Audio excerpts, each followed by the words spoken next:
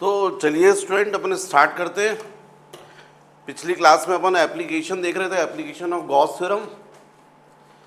मैंने बताया था intensity of electric field at any point due to line charge. Second भी बता रहा था, लेकिन वो एक्चुअल में लाइट गोल हो गई थी तो स्टोर नहीं हो पाया और आप लोग पढ़ नहीं पाए। तो चलिए उसको मैं फिर से बता देता हूँ। Intensity of electric field at any point due to charge sheet. तो बच्चों नेक्स्ट टॉपिक अपन को जो देखना है वो है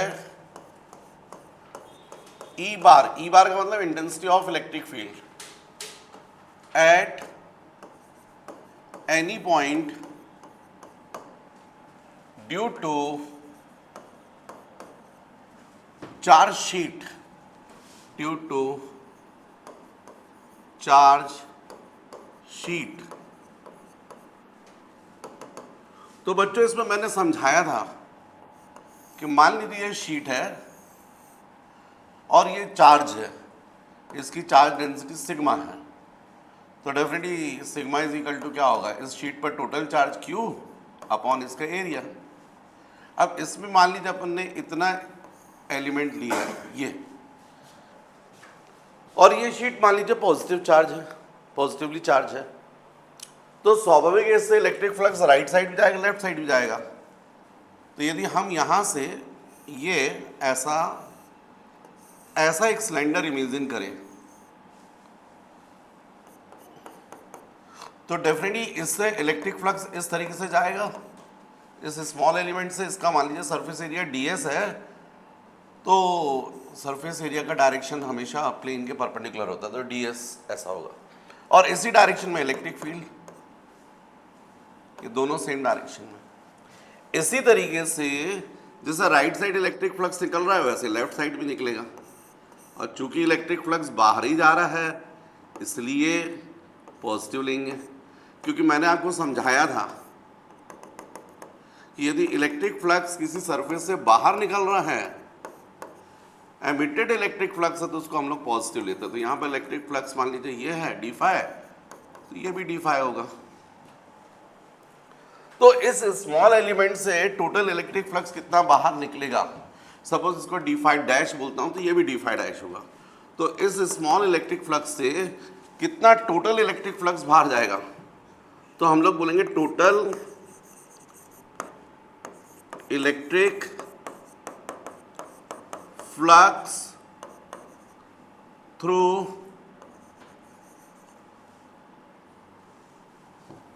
एलिमेंट, दिस स्मॉल एलिमेंट, और total electric flux through small element d phi. तो आप क्या बोलोगे, d phi dash plus d phi dash, ये d फाई डैश और ये d फाई डैश। तो डेफिनेटली अब ये d phi is equal to जाएगा twice of d phi dash, तो d phi is equal to twice of. अब ये d फाई डैश कितना होगा, E डॉट ds कितना होगा, E डॉट ds। तो d phi is equal to twice of E dot ds कितना होगा, E ds cos 0, क्योंकि इलेक्ट्रिक फील्ड और सरफेस एरिया दोनों सेम डायरेक्शन है। तो d phi is equal to twice of E into ds, cos 0 1 हो जाएगा। तो total electric flux through sheet, इस पूरी शीट से total electric flux, therefore total electric flux, total electric flux bye sheet. तो आप बोलोगे phi is equal to integration of D phi, भाई इसका इंटीग्रेशन कर दोगे, समीशन कर दोगे, तो phi is equal to integration 2 into E into D S. अब आपको क्लियर है यहाँ पर phi is equal to 2 into E, क्योंकि इस पॉइंट पर जो भी इलेक्ट्रिक फील्ड होगी वो तो फिक्स होगी ना शीट की वजह से, कांस्टेंट। तो 2 और ई कॉमन निकल जाएगा, इंटीग्रेशन आ जाएगा ds। इंटीग्रेशन ds का मतलब टोटल एरिया, और टोटल एरिया शीट का कितना है a, तो ये हो गया 1, राइट। यही चीज मैं बोलूंगा by Gauss theorem, by Gauss theorem तो क्या बोलोगे, phi is equal to 1/ε0 times of Q, ये 2 हो गया, by 1 and 2, 2 into E into A is equal to 1/ε0 times of Q, therefore E is equal to 1/2 into ε0 into Q by A,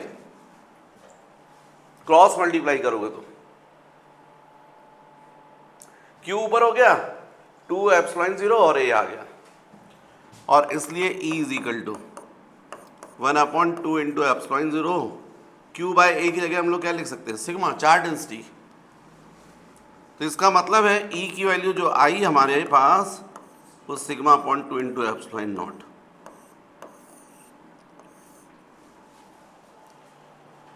देख रहे हैं आप इस फॉर्मूले में, यदि इस पॉइंट का यहां से शीट से डिस्टेंस r होता तो कहीं भी फॉर्मूले में r का जिक्र नहीं है, r नहीं है।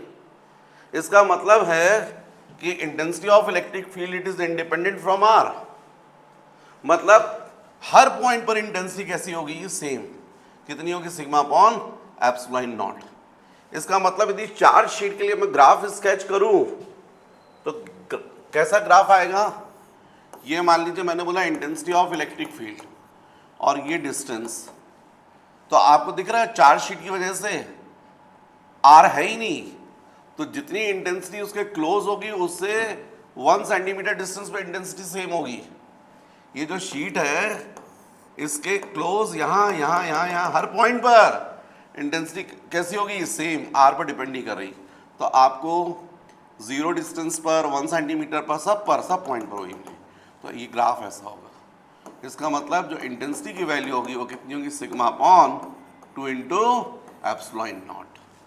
ये ग्राफ ऐसा होगा चार्ज शीट की वजह से, जो चार्ज शीट है उसकी वजह से ये ग्राफ ऐसा होगा। तो मेरे ख्याल से बच्चों क्लियर हो गया आप लोग को, ठीक है, कॉपी करो बच्चों। Next, intensity of electric field at any point due to 2 parallel charge sheets. तो अब मान लीजिए यहां पर 2 पैरेलल चार्ज शीट्स हैं,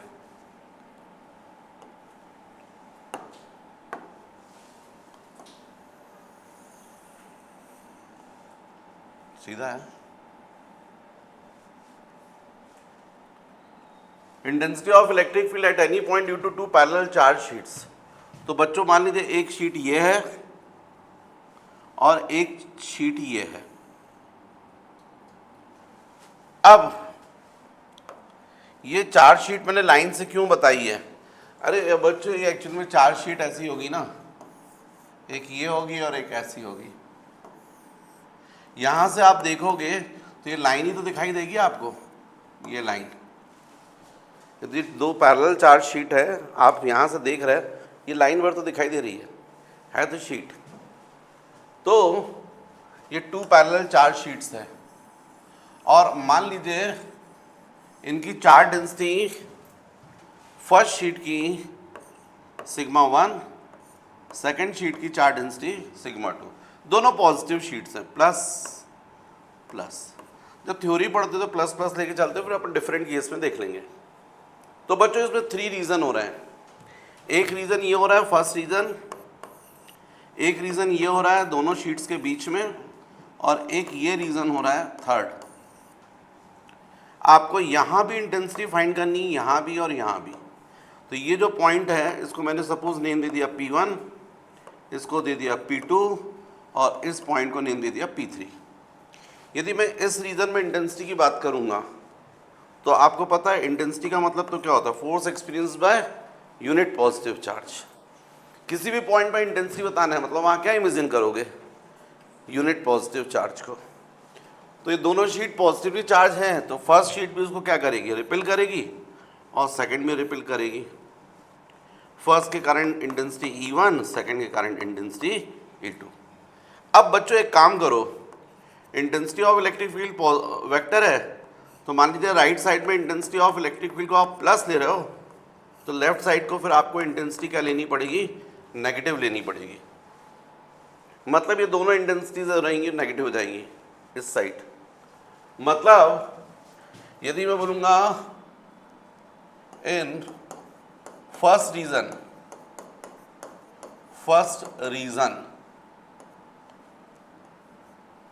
तो आप बोलोगे intensity of electric field in first region का मतलब P1 पॉइंट पर, तो आप बोलोगे minus of E1 minus of E2 plus minus of E2। Plus क्यों कर दिया कि दोनों सेम डायरेक्शन, तो ऐड कर दोगे ना, दोनों नेगेटिव हैं और प्लस करना पड़ेगा। तो intensity of electric field in first region क्या आ जाएगा, माइनस E1 प्लस E2। अब intensity of electric field in first region is equal to minus E1 कितना हो जाएगा, sigma 1 upon 2 into epsilon nought. First sheet की चार्ज डेंसिटी चूंकि sigma 1 है और अपन ने भी थोड़ी देर पहले किया है, इसी शीट की वजह से चार्ज शीट की वजह से इंटेंसिटी ऑफ इलेक्ट्रिक फील्ड कितना होता है, sigma upon 2 into epsilon nought, plus second की वजह से कितना हो जाएगा, sigma 2 upon 2 into epsilon nought. इसका मतलब intensity of electric field first region minus sigma 1 plus sigma 2 upon 2 into epsilon nought. ये मिल गई हमको intensity of electric field in first region. यदि मैं बोलूँ आपसे सेकेंड रीजन में, यहाँ पर, तो यहाँ पर आपको यूनिट पॉजिटिव चार्ज इमेजिन करना पड़ेगा। फर्स्ट शीट ऐसा रिपेल करेगी तो इंटेंसिटी E1 राइट साइड होगी फर्स्ट शीट की वजह से, और सेकेंड जो शीट है वो ऐसी करेगी, मतलब क्या जाएगा E2 माइनस साइड। तो अब बोलेंगे आप इन सेकेंड रीजन में इंटेंसिटी ऑफ इलेक्ट्रिक फील्ड, तो आप बोलेंगे E1 plus minus of E2, मतलब intensity of electric field in second region E1 minus E2।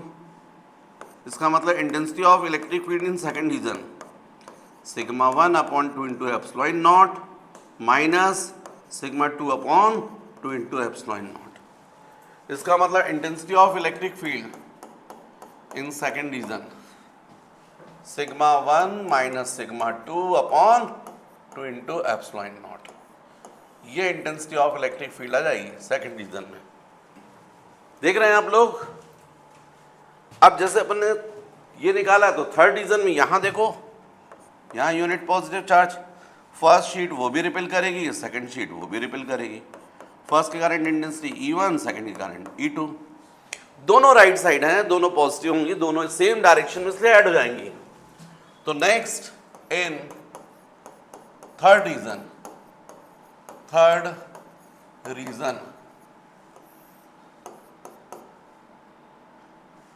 E third is equal to E1 plus E2। भाई फर्स्ट रीजन बोला था तो P1 बोला, सेकंड रीजन मतलब P2 पॉइंट पर, P2 पॉइंट पर, और थर्ड रीजन का मतलब P3 पॉइंट, P3 पर। तो intensity of electric field in third region sigma 1 upon 2 into epsilon nought plus sigma 2 upon 2 into epsilon nought. इसका मतलब intensity of electric field in third region is equal to sigma 1 plus sigma 2 upon 2 into epsilon nought. ये third region में जाएगा। समझ रहे बात। अब बच्चों अपन इसके ऊपर और भी थोड़ा सा डिस्कशन करना जरूरी है अपना, वो थोड़ा देखिएगा। यहां पर जब मैंने इंटेंसिटी ऑफ इलेक्ट्रिक फील्ड बताया था आपको, तो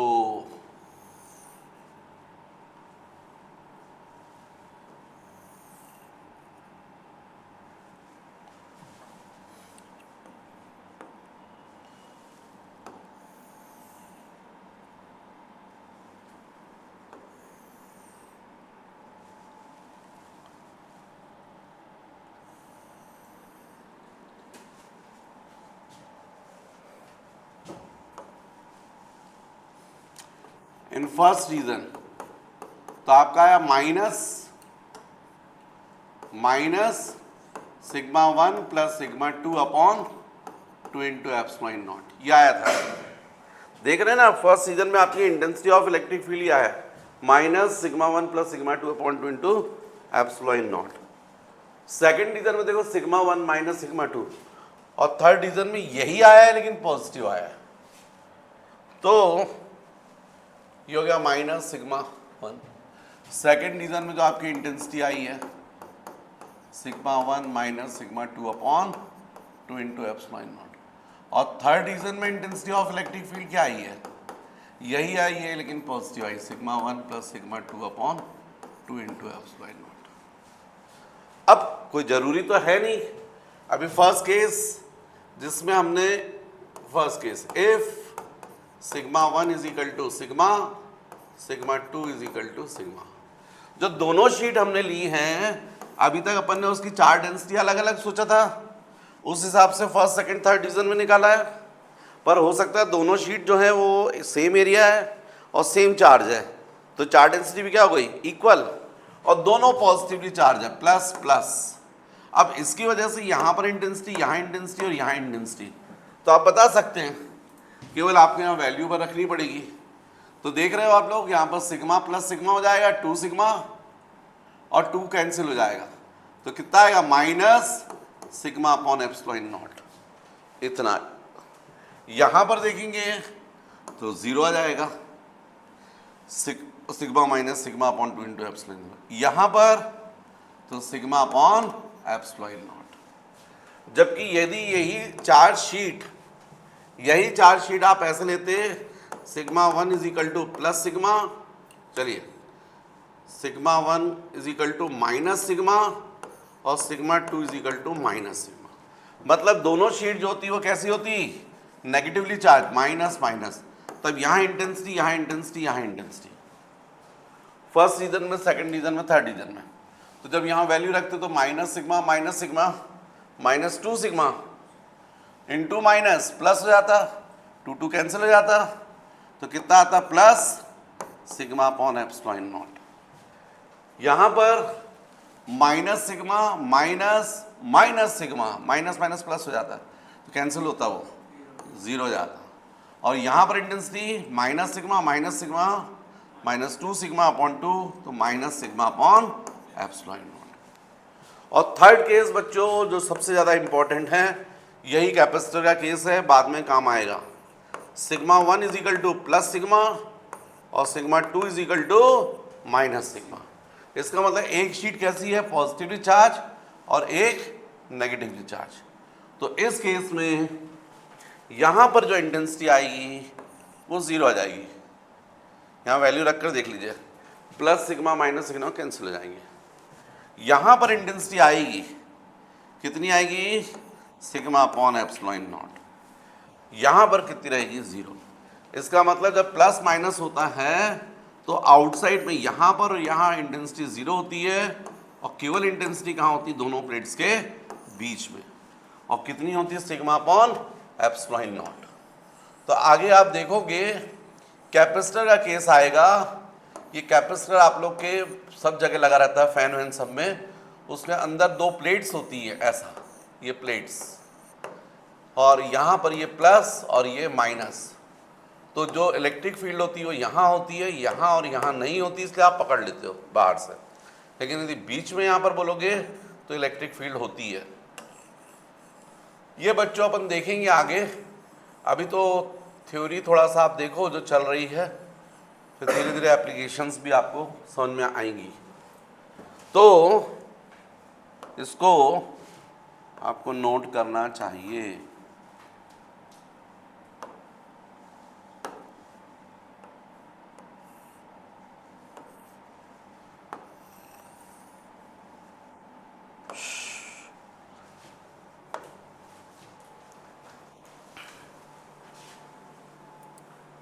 तो बच्चों नेक्स्ट टॉपिक है अपना intensity of electric field at any point due to non conductor charge sphere.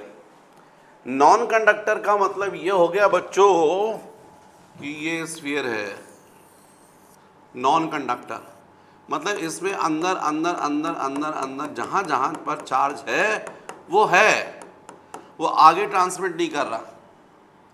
Conductor ले लेता तो ये पूरा चार्ज कहाँ चला जाता, सरफेस पर कंडक्शन हो जाता, मतलब इनसाइड में चार्ज नहीं रहता, पूरा चार्ज कहाँ चला जाता, सरफेस पर। यदि मेटल स्फीयर लेता मैं पूरा, तो फिर इनसाइड में चार्ज जीरो रहता, पूरा चार्ज कहाँ जाता, सरफेस पर। कंडक्टर में ऐसा होता है।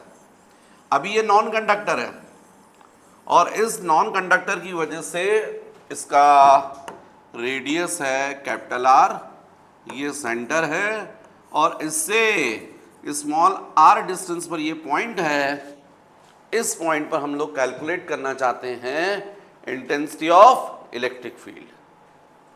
अब बच्चों यहाँ पर जो मैंने ये नॉन कंडक्टर चार्ज स्फीयर लिया है, इस पर टोटल चार्ज है Q और मान लीजिए इसकी चार्ज डेंसिटी वो है रो, चार्ज डेंसिटी जो है वो है रो।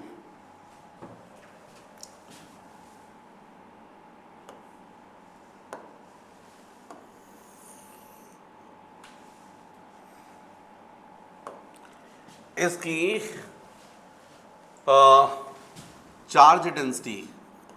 चार्ज डेंसिटी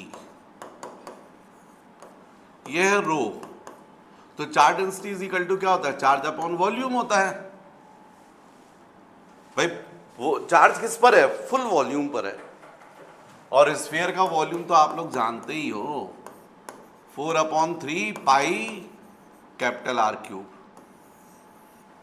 क्योंकि what is capital R, radius of this sphere. लेकिन आपका तो टारगेट इस पॉइंट पर, यहाँ पॉइंट P है, इस पर intensity of electric field find करना है। तो क्या करो, एक कंसंट्रिक स्फीयर अज्यूम करो जिसका सेंटर कॉमन O पर है और इसका रेडियस कितना है R, ये स्मॉल r। तो स्वाभाविक बच्चों ऐसा स्फीयर बनेगा। अब ये सर्किल नहीं है, आपको अज्यूम करना पड़ेगा भाई, इतना तो आपको इमेजिनेशन अपना देना पड़ेगा। अंदर एक स्फीयर है और इसी के सेंटर से हमने स्मॉल आर, ये डिस्टेंस पर कोई पॉइंट था जिस पर हम क्या निकालना चाहते थे, इंटेंसिटी। हमने इसी को सेंटर को कॉमन लिया, स्मॉल आर रेडियस का स्फीयर एज्यूम किया। तो ये जब हमने जो स्फीयर एज्यूम किया है ना, ये क्लोज सरफेस हो गया, ये पूरा क्लोज सरफेस हो गया, इसके अंदर ये पूरा चार्ज स्फीयर आ गया। तो इस क्लोज सरफेस को हम लोग क्या बोलते हैं, गॉसियन सरफेस। क्या बोलते हैं, गॉसियन सरफेस। अब ये चार्ज Q है पूरा और हमारा टारगेट क्या है, ये जो पॉइंट था इस पर हमको इंटेंसिटी फाइंड करने का। अरे यार, यहाँ जो पॉइंट है इस पर इंटेंसिटी फाइंड करने का, ये जो पॉइंट है इस पर हमको इंटेंसिटी निकालना है, पॉइंट P, स्मॉल एलिमेंट। तो फुटबॉल होती है ना, फुटबॉल में जो सरफेस होता है थोड़ा सा, वही इमेजिन कर रहे हैं अपन। हमको मालूम है इस इनसाइड चार्ज की वजह से यहाँ से क्या निकलेगा, फ्लक्स निकलेगा, इलेक्ट्रिक फ्लक्स। स्मॉल एलिमेंट है ये P, इलेक्ट्रिक फ्लक्स d∅ बाहर निकलेगा। अब इस चार्ज स्फीयर की वजह से यहाँ पर इंटेंसिटी कितनी होगी, ऐसी होगी, इंटेंसिटी कितनी होगी, सपोज E बार। इस स्मॉल सरफेस का सरफेस एरिया वो भी ऐसा होगा, सरफेस के परपेंडिकुलर ds, दोनों सेम डायरेक्शन में। तो इस स्मॉल सरफेस से कितना इलेक्ट्रिक फ्लक्स बाहर निकलेगा हम निकाल सकते हैं, क्या बोलोगे, इलेक्ट्रिक फ्लक्स थ्रू P, ये P से, तो आप बोलोगे d∅ बोलोगे, कितना बोलोगे, E.ds बोलोगे। अब ये d∅ इज इक्वल टू कितना होगा, तो E.ds cos 0 होगा। जीरो क्यों हुआ, cos 0 क्यों हुआ, क्योंकि इलेक्ट्रिक फील्ड और ds दोनों कैसे हैं, सेम डायरेक्शन में। तो फिर d∅ की वैल्यू कितनी हो जाएगी, E × ds हो जाएगी। हमने कहाँ से निकाला फ्लक्स? इस स्मॉल एरिया से। पूरे सरफेस से, पूरे गॉसियन सरफेस से, पूरे क्लोज सरफेस से टोटल फ्लक्स कितना बाहर निकलेगा? इलेक्ट्रिक फ्लक्स मतलब समझ रहे हो ना, total electric lines of force. तो क्या बोलोगे? Total flux, total flux. तो टोटल फ्लक्स फाई, तो फाई हो जाएगा integration of D phi, surface integration. ये जो स्मॉल एलिमेंट से जो आपने फ्लक्स बाहर निकाला है इसी का इंटीग्रेशन। तो फिर आप बोलोगे, क्या बोलोगे? कुछ तो बोलोगे। आप बोलोगे ये लाइन है ना, तो आप बोलोगे phi is equal to integration of D phi की जगह बच्चों ये वैल्यू रख दोगे E into D S, E into D S. Phi is equal to, यहाँ इंटेंसिटी की जो वैल्यू होगी वो फिक्स होगी, तो ई हो गया इंटीग्रेशन ऑफ डी एस हो गया। अब इंटीग्रेशन डी एस तो आप समझ गए हो, इस क्लोज सरफेस का सरफेस एरिया। अभी ये डी एस इतने बार का एरिया था और इंटीग्रेशन मतलब इसके पूरे सरफेस का सरफेस एरिया। स्फीयर का सरफेस एरिया कितना होता है? 4 पाई आर स्क्वायर। आर कौन सा लोगे यहाँ पर? स्मॉल आर, क्योंकि आप इसका सरफेस एरिया निकाल रहे हो। ये सरफेस एरिया निकाल रहा पूरा, तो 4 पाई इंटू स्मॉल आर, ये आ गया। लेकिन ये तो अपन जानते हैं बाय गॉस थ्योरम, है ना, बाय गॉस थ्योरम हमने एक निकाला इंटीग्रेशन से और दूसरा हम लोग जानते हैं phi is equal to 1/ε0 times of q. भाई इस पूरे क्लोज सरफेस से कितना फ्लक्स बाहर निकलेगा? 1/ε0 times of small q. What is q? Charge inside the close surface, इस सरफेस के अंदर जो क्यू ये रहेगा। तो फिर by 1 and 2 E into 4 pi r square is equal to 1/ε0 times of q. इसका मतलब E is equal to 1/4 pi epsilon not into q by are square.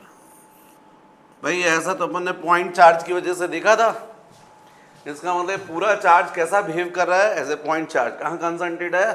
Centre पर। और इससे r डिस्टेंस पर यहाँ पर इंटेंसिटी ऑफ इलेक्ट्रिक फील्ड की value ये आई है।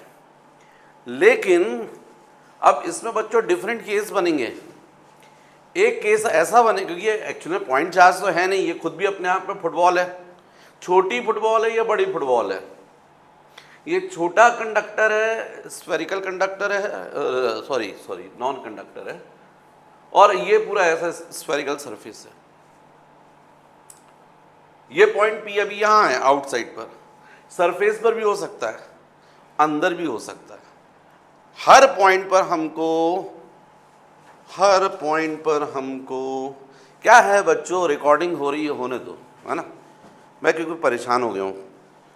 हो सकता है आगे फ्यूचर में, भविष्य में ये तय है कि मैं टोटल ऑनलाइन क्लासेस की तरफ डाइवर्ट हो जाऊंगा, क्योंकि ऑफलाइन क्लास में एक बड़ी समस्या है। बच्चों को 10 बार बोलो कि भैया पहले समझ लो बाद में नोट कर लेना, उनके समझ में नहीं आता है, उनकी बुद्धि में नहीं भरता है, और वो टीचर को देखा नहीं जाता है। उनको लगता है यार मैं यहाँ समझा रहा हूँ, ये बेवकूफ़ टाइप लिखा पड़ा है, ये इसको क्या समझ रहा है, कॉमर्स समझ रहा है, केमिस्ट्री समझ रहा है, ये फिजिक्स है भैया, खटिया खड़ी बिस्तर गोल करने वाला सब्जेक्ट है ये। इसको ढंग से कर डाला तो बाकी सब्जेक्ट को भी खींच ले जाता है। आपके दिमाग की बत्तियाँ खोल देता है, आपके दूसरे सब्जेक्ट भी खिंच जाते हैं, लेकिन वो बुद्धि में नहीं भरता बच्चों के। मैं यहाँ पढ़ा रहा हूँ, वो एक आराम से उसको उतार रहा है, क्या करेगा उतार के मेरे को भी नहीं पता उसको। मैं समझा के थक गया हूँ कि पहले बेटा समझ लो, नहीं तो बाद में फिर से वीडियो देखते बैठोगे। तो बच्चों ये पॉइंट P कहाँ हो सकता है? बाहर हो सकता है, सरफेस पर हो सकता है, और इनसाइड। हमको इन तीनों पॉइंट पर intensity of electric field calculate करना है। लेकिन अभी फिलहाल यदि हम बाहर निकाल रहे हैं, देखो कैपिटल आर और स्मॉल आर में क्या डिफरेंस है। What is capital R? Radius of this sphere, non conductor charge sphere. And what is small R? Distance of a point P from centre, point का डिस्टेंस। अब वो पता लगा कि अपन ने फिर वो क्लोज सरफेस इमेजिन कर लिया, उसका रेडियस हो गया, पर है तो पॉइंट का डिस्टेंस है ना। तो मान लीजिए पॉइंट बाहर है, तो क्या केस बनेगा? तो फर्स्ट केस बनेगा if small R is greater than capital R. इसका मतलब point P it is outside the non conductor charge sphere. इसका मतलब पॉइंट पी कहां हो गया? आउटसाइड में। तो अब यदि आउटसाइड में ले रहे हो तो उसी केस में तो अपन ने डेराइव किया है भाई। अपन ने जब यहाँ डेराइव किया तो अपन ने लिया ही था इस पॉइंट पी को। कहाँ लिया था? इस स्फीयर के बाहर ही तो लिया है अपन ने ये। तो फिर आपका सेम आ जाएगा E is equal to 1/4 pi epsilon not into Q upon small R square. लेकिन बच्चों आपकी इच्छा है कि नहीं सर इसको आप चार्ज डेंसिटी के फॉर्म में कन्वर्ट कर दो, हो जाएगा भाई। चार्ज डेंसिटी आपने देखा था, यहां मैंने लिखवाया था ये चार्ज डेंसिटी। चार्ज किसके ऊपर है? इस स्फीयर के ऊपर, जिसका रेडियस कितना है? Capital are. पूरे वॉल्यूम पर है। तो रो इज इक्वल टू क्या था? Q upon 4/3 pi are cube. तो आप यही तो लोगे। तो यहां पर आपको पता है charge density is equal to charge upon volume 4/3 pi into capital R cube. तो बच्चों Q की वैल्यू क्या हुई फिर? Rho into 4/3 pi are cube.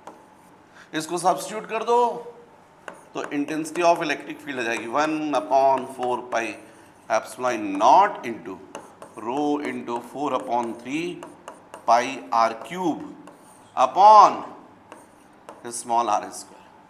4 pi cancel. Intensity of electric field क्या आ गया? आउटसाइड पॉइंट पर P नहीं है, वो रो है, उसको रो रीड करते हैं। एक्चुअली में ऐसा रहता है, ग्रीक लेटर है वो, rho into r cube upon 3 into epsilon not into 1/r square. बच्चों देख रहे हो E क्या आ रहा है? Inversely proportional to are square हो रहा है।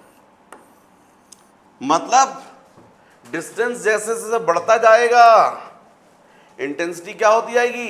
डिक्रीज होती जाएगी, कम होती जाएगी। सेकंड देखो यहां पर ये था आपका चार्ज स्फीयर और आपने पॉइंट बाहर लिया था। तो जैसा मैं आपको समझा रहा हूं, ये आपका चार्ज स्फीयर था, इस पर चार्ज था सेंटर, ये पॉइंट यहां था, यही पॉइंट यहां भी हो सकता था, यहां भी हो सकता था, यहां भी। जितना डिस्टेंस बढ़ता जाएगा इंटेंसिटी की वैल्यू क्या होती जाएगी? डिक्रीज होती जाएगी। E it is inversely proportional to are square outside के केस में। लेकिन यही पॉइंट तो सरफेस पे भी हो सकता है ना। यहां पर यदि यहां पर होगा तो इस पर इंटेंसिटी कितनी होगी? तो second case if small R is equal to capital R. What is small R? Distance of point P from centre, और ये डिस्टेंस कितना है? Equal to capital R. इसका मतलब पॉइंट P कहाँ हुआ? सरफेस पर। तो सरफेस पर है तो फिर तो बहुत इजी हो गया। क्या करोगे? जो आपने फॉर्मूला डिराइव किया था ना, E is equal to 1/4 pi epsilon not into Q upon small R की जगह कैपिटल आर रख दोगे, ये हो जाएगा। Q भी कांस्टेंट, कैपिटल आर भी कांस्टेंट, 1/4 पाई एप्सिलॉन नॉट भी कांस्टेंट, फिक्स वैल्यू हो जाएगी। और यदि यहां से देखोगे, इसमें रखोगे तो अपन ने इसको कुछ नंबर दिया था कि इसके पहले कोई, हाँ 1 2 दिए है ना, 2 दे दिया है। चलिए इसको 3 भी दे देता हूँ। ये तो कॉमन है ही, जनरल है, ये सबके लिए यूज हो रहा है। इसी से तो निकाल रहे हैं अपन। फिर उसके बाद ये वाला फोर्थ मिल गया आपको, फोर्थ। अब यहां पर अपन बात करेंगे तो अपन बोल सकते हैं बाय 4। इसी 4 में यदि आप स्मॉल आर की जगह कैपिटल आर रख दें तो क्या जाएगा, rho into r cube upon 3 into epsilon not into 1 upon r square. Small r capital r के इक्वल है तो यहां सब्स्टिट्यूट कर दो। जब कर दोगे तो कैंसिल हो जाएगा, तो ई की वैल्यू कितनी आएगी, rho into r upon 3 into epsilon naught. देख रहे हैं आप लोग, फुल कांस्टेंट आ गया। रो भी फिक्स, चार्ज डेंसिटी फिक्स होती है, कैपिटल आर रेडियस भी फिक्स रहेगा, कांस्टेंट आ जाएगा। अब थर्ड केस बच्चों, थर्ड केस है व्हेन और if small R is less than capital R. मतलब जो पॉइंट पी है उसका सेंटर से जो डिस्टेंस है वो कितना है, जितना चार्ज स्फीयर का रेडियस उससे कम। इसका मतलब पॉइंट पी कहाँ हो गया, इनसाइड में। भाई यहाँ पर इसका मतलब ये पॉइंट पी कहाँ पहुँच गया, इनसाइड में। तो अब आपको थोड़ी सी प्रॉब्लम आएगी इस केस में। यहाँ पर जो केस बन गया है वो ऐसा बना है, ये आपका चार्ज स्फीयर है और पॉइंट पी की पोजीशन इनसाइड में पहुँच गई है। ये सेंटर, ये स्मॉल आर हो गया और ये कैपिटल आर हो गया। तो आपको यहां पर करना है स्मॉल आर, तो आप ऐसा ले लोगे। गॉसियन सरफेस जो क्लोज सरफेस लेते हो ना, आपको ऐसा लेना पड़ेगा। समझ रहे बात। तो अब जो स्मॉल क्यू चार्ज बोला था वो तो अपन ने पूरे स्फीयर पर बोला था, अंदर बाहर सब मिलाकर। और यहां से जो फ्लक्स निकलेगा वो किसकी वजह से निकलेगा, केवल उस चार्ज की वजह से जो इसके अंदर होगा। मान लीजिए पूरे पर चार्ज का डिस्ट्रीब्यूशन कितना था, 10 माइक्रोकूलम, लेकिन अंदर वाले पर केवल कितना, 7। उसके अलावा जो 3 बचा है वो आउटसाइड पर, तो इसके कारण तो फ्लक्स नहीं निकलेगा। फ्लक्स हमेशा किसकी वजह से निकलता है, जो चार्ज क्लोज सरफेस के अंदर हो। तो स्वाभाविक इसके अंदर चार्ज की क्वांटिटी क्या होगी, कम होगी। मैंने पूरा स्फीयर पर चार्ज कितना बोला था, क्यू। और यदि ये आपने गॉसियन सरफेस इमेजिन किया है पॉइंट पी से, तो इसके अंदर जो चार्ज होगा उसकी क्वांटिटी कैसी होगी, कम होगी। सपोज कितनी है, इनसाइड में चार्ज की वैल्यू क्यू डैश। तो फिर आपका ये जो फॉर्मूला आपने डिराइव किया था, जो आपने ये डिराइव किया था थर्ड वाला फॉर्मूला, उसमें क्यू की जगह क्या जाएगा, क्यू डैश। कौन सा charge, inside the close surface. ये फर्क आ जाएगा। तो अब आपको यहां पर लिखना पड़ेगा थर्ड केस में, intensity of electric field is equal to 1/4 pi epsilon not into Q dash by are square. What is Q dash, charge inside the close surface. ये आ जाएगा। तो अब यहां पर आपको क्यू डैश की वैल्यू रखनी पड़ेगी। अच्छा बच्चों, चार्ज डेंसिटी की बात करते हैं। चार्ज डेंसिटी पूरे बिग स्फीयर पर चार्ज कितना था, क्यू, और उसका वॉल्यूम कितना था, 4/3 पाई आर क्यूब। अभी जो चार्ज आ रहा है वो किस पर आ रहा है, छोटे स्फीयर पर, ये अंदर वाले पर। और इसका वॉल्यूम कितना होगा, कितने वॉल्यूम पर है ये क्यू डैश, इस वॉल्यूम पर है। तो ये जाएगा Q dash upon 4/3 pi small are cube, ऐसा जाएगा, है ना। यदि आप यहां से चाहें तो क्यू डैश की वैल्यू रो के फॉर्म में निकाल सकते हो। तो रो के फॉर्म में कितनी जाएगी, rho into 4/3 pi are cube is equal to of q dash. ये क्यू डैश की वैल्यू यहाँ सब्स्टिट्यूट कर दो तो ई आ जाएगा 1/4 pi epsilon not into Q dash की वैल्यू कितनी आएगी, rho into 4/3 pi into small are cube upon r square. 4 pi cancel, r square cancel, तो ई इज इक्वल टू कितना आ जाएगा, rho upon 3 into epsilon not into small दिया जाएगा। आप देख रहे हैं यहाँ पर रो और 3 और एप्सिलॉन नॉट कांस्टेंट है, मतलब रो ई क्या हो गया, डायरेक्टली प्रोपोर्शनल टू आर। मतलब इनसाइड में जैसे जैसे स्मॉल आर की वैल्यू सेंटर से बढ़ती जाएगी, इंटेंसिटी की वैल्यू क्या होती जाएगी, इंक्रीज, डायरेक्टली प्रोपोर्शनल। मतलब आप समझें इससे ग्राफ कैसा बनेगा, ये है आपका चार्ज स्फीयर, ये है सेंटर और ये है कैपिटल आर। यदि मान लीजिए इसी के करस्पॉन्डिंग में ग्राफ स्केच करूं ऐसा, ये वाई एक्सिस पर ले लेता हूं इंटेंसिटी और एक्स एक्सिस पर ले लेता हूं डिस्टेंस स्मॉल आर, और यदि इसके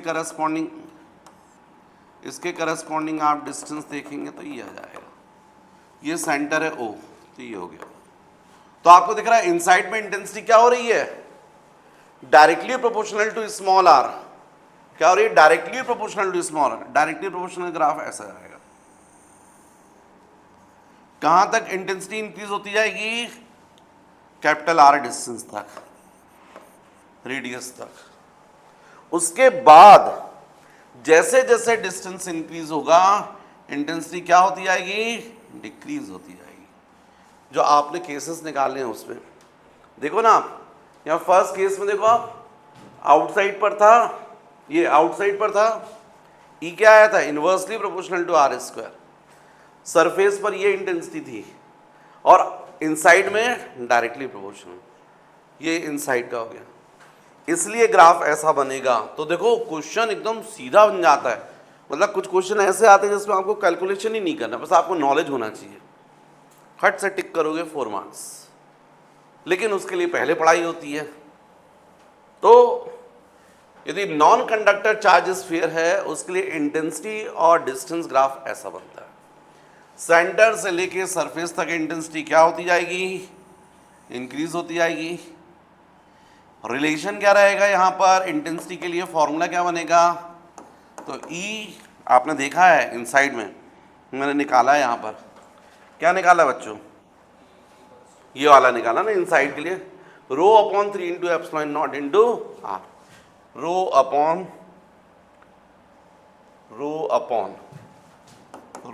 upon 3 into epsilon not into R inside में। और सरफेस पर यहाँ पर, सरफेस पर ये ई की वैल्यू सरफेस पर फिक्स है, ये भी आपने निकाला सरफेस पर, rho into r upon 3 into epsilon naught, rho into r upon, और आउटसाइड पर ई, आउटसाइड पर तो ये आया था आउटसाइड पर, हाँ ये निकाला था, rho r cube upon 3 into epsilon not into 1/r, rho r cube upon into 1/r²। देख रहे हैं आप, अलग अलग जगह के लिए अलग फॉर्मूला, इनसाइड के लिए ये वाला फॉर्मूला,